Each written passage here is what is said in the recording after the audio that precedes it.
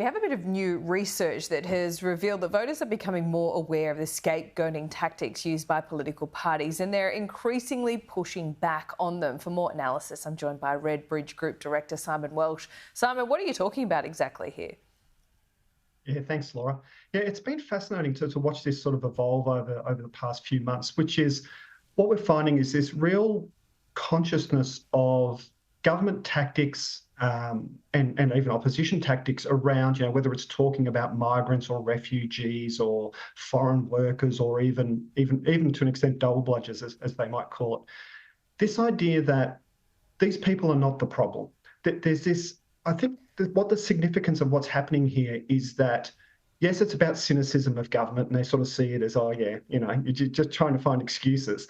But there's this deeper shift happening in the way folk are identifying with sort of players and actors within the political landscape.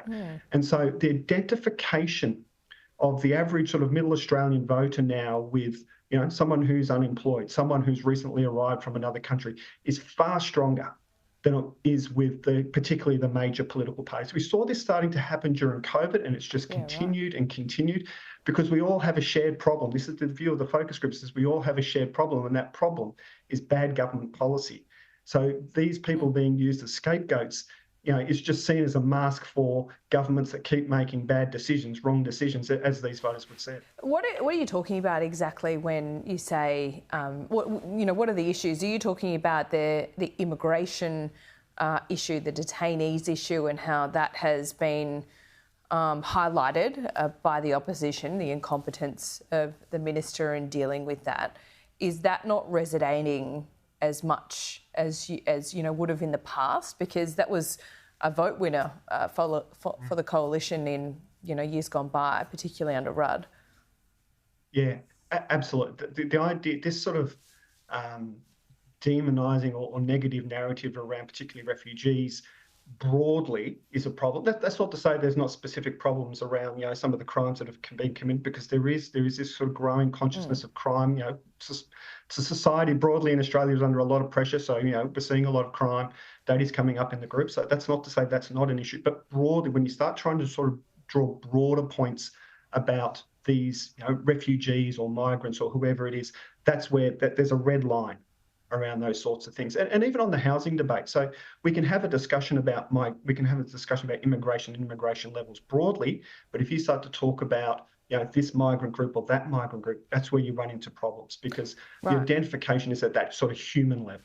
It seems like a fine line here, Simon, because we've spoken about in the past how people accept that we need to have lower levels of migration because that is putting pressure on the housing market. That's not attacking migrant groups. That's just kind of an economic structure as a whole. And that seems to be quite popular, would you say, from the feedback from the focus groups?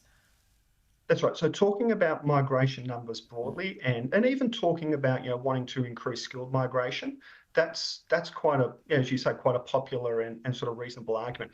It's when political parties are seen to then venture into, certain migrant groups or, certain categories of migrants from certain countries, those sorts of things, certain religions. Once you venture into that territory, that's where you really run into trouble. And that's where the groups are pushing back very hard on that kind of narrative. But it's not just about migrants. It's about any vulnerable group in society. There is a far stronger identification with them now, because, as I say, we're all seem to be on the sort of this boot end of government policy that's not addressing the real problems that we're all facing at the moment. Yeah, it's interesting when we look at the climate debate that has come up just over the weekend. Labor has had great success in electoral success, proven electoral success in painting, the coalition, Peter Dutton, as a party that don't really believe in Paris and don't really believe in tackling climate change. But has all of that changed now? Because I feel like it has. If Labor think that climate is going to be the number one issue going into the election ahead of cost of living, I think that's naive at best. But I also think that voters are a little bit more aware of what is and isn't achievable Is that fair? And I'm thinking about when it comes to achieving those Paris targets by 2030, Simon. I mean, the UN says no G20 nation is on track. We're in that list. Yeah. I'll leave the achievement side of it to the climate scientists, but the electoral politics of it is actually really interesting. So there's probably, other than cost of living, there probably is no single issue that would carry the day for either side of politics at the moment. I mean, if you could do something amazing, wave the magic wand on cost of living, then absolutely. But climate still has particular political resonance in some really key electorates. So I'm thinking obviously the teal electorates, and I'm thinking those sort of middle Australia, high educated, formerly once safe-ish Liberal seats that are now held by Labor. So your Bennelongs, those sorts of things, that seats in WA, Swan, Curtin, those sorts of places that have also fallen to the teals. It still resonates there. So while the Liberals might have this strategy of turning to the outer suburbs, you've still got to remember Labor's sitting on some pretty healthy margins in a lot of the seats that they're talking about in that space. So to get to government, they still need to pick back up some of those teal seats, to pick up some of those seats that they lost last time round. This kind of policy does not help them do that. In fact, it makes that mountain even higher. Yeah, really interesting. What about the news poll today that did a bit of word association into strength of leadership? Have you done this kind of research? This news poll essentially showed that Peter Dutton has some new strengths that he hadn't had 3 years ago. These are Anthony Albanese's: likeable, in touch with voters, cares for people, trustworthy. But when it came to Peter Dutton, he's experienced, decisive and strong, gets major issues and has a vision for Australia. Is that broadly in line with what you've seen in these groups? Yeah, that's not far off. It's not far off. But what really matters to voters is what they think you will do with those strengths. Right. So you can be decisive and strong, but if voters think that you're going to make decisions against their interests and be strong at enforcing those decisions against their interests, then you've got a problem.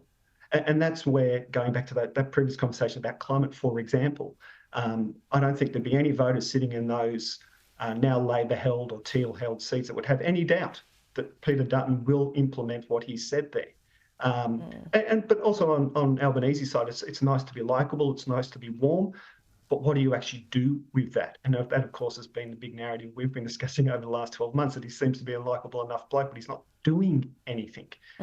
So yeah, it's where you take that stuff is probably the more important thing than even sort of those sort of surface level kind of descriptions that voters are applying. Simon, fascinating as always. We will see you soon. Thanks, Laura.